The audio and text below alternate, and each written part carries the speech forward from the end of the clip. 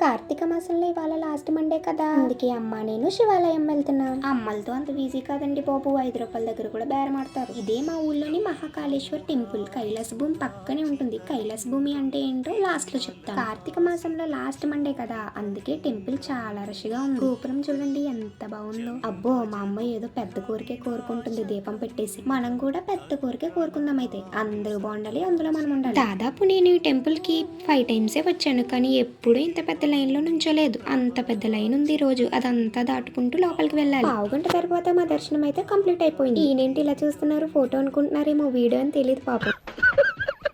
ఈ పాపను చూసి సడన్ గా ఫారినర్స్ కూడా వచ్చారేమో టెంపుల్ కి అనుకున్నాను, కానీ మన తెలుగు అమ్మాయి యాక్టర్ అయిపోద్దేమో. శివాలయంలోనే నవగ్రహాలు కూడా ఉన్నాయి, లోపలికి వెళ్ళొద్దు, ముట్టుకోవద్దు అని అమ్మ చెప్పింది. ఎందుకు అంటే నీకెందుకు అంటుంది.